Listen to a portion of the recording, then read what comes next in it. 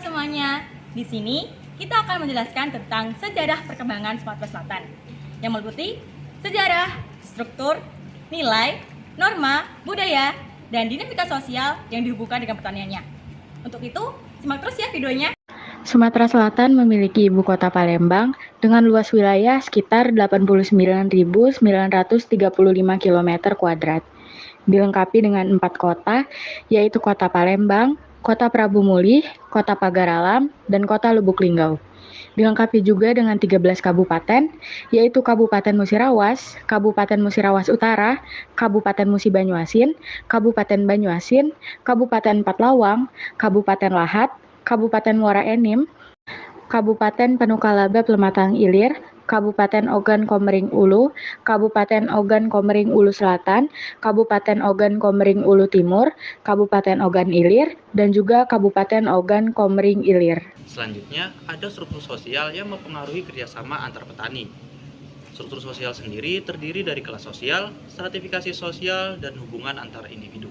Di Sumatera Selatan sendiri, memiliki struktur sosial yang mempengaruhi kerjasama antar petani, seperti keluarga dan masyarakat yang memiliki peran penting dalam penguatan solidaritas dan gotong royong. Adanya organisasi petani yang mendukung kolaborasi antar petani, serta peran pemerintah dalam memberikan kebijakan yang mendukung keberlanjutan kerjasama antar petani. Ada beberapa langkah yang mendukung terjadinya penguatan struktur sosial, khususnya di Provinsi Sumatera Selatan. Yang pertama, perlu adanya penguatan organisasi petani. Yang kedua, pengembangan keterampilan dan pengetahuan petani.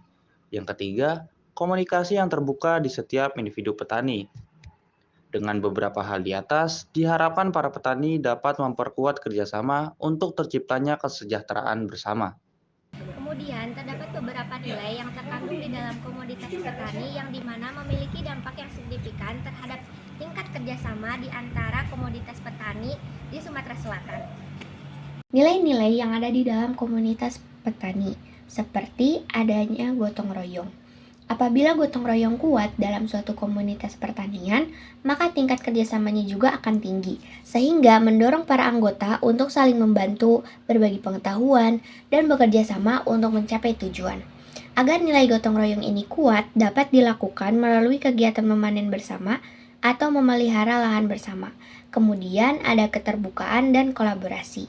Jika ini diterapkan di suatu komunitas, maka mereka akan cenderung lebih terbuka dalam berbagi ide, berbagi pengetahuan, dan berbagi hasil sumber daya. Kemudian ada solidaritas dan empati. Apabila nilai ini kuat dalam kelompok tani, maka para petani akan saling mendukung dan peduli antar anggota komunitas. Untuk memperkuat nilai tersebut dapat dilakukan dengan melakukan kegiatan sosial yang dapat memperkuat rasa kebersamaan. Selanjutnya, pembentukan model peran yang positif akan menunjukkan nilai kolaboratif dan akan menjadi contoh baik bagi para anggota komunitas lainnya. Serta penghargaan dan intensif akan memberikan dampak baik anggota lain untuk ikut melakukan hal baik dan memperkuat nilai-nilai baik lainnya.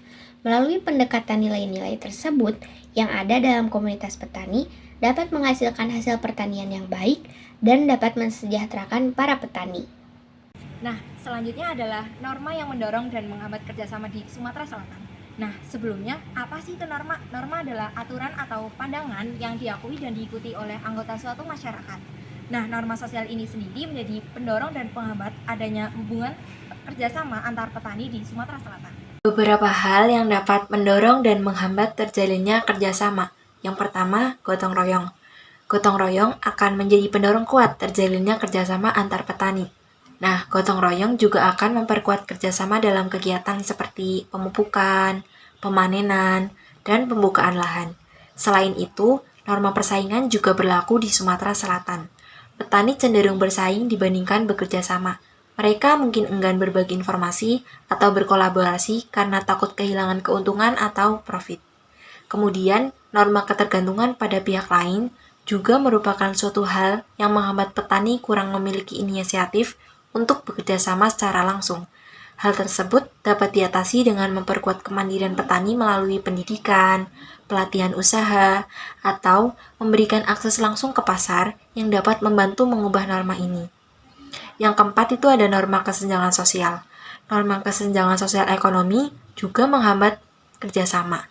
Petani dengan akses terbatas cenderung bermitra dengan petani kaya. Hal ini dapat diatasi melalui program kesetaraan yang dapat membantu mengurangi hambatan-hambatan ini. Semakin menarik bukan dengan pembahasan yang telah disampaikan oleh teman-teman saya. Selanjutnya, kita akan membahas budaya pertanian yang ada di Sumatera Selatan. Nah, kita akan mengambil contoh dari suku-suku yang ada di Sumatera Selatan. Pertama, ada suku Ogan.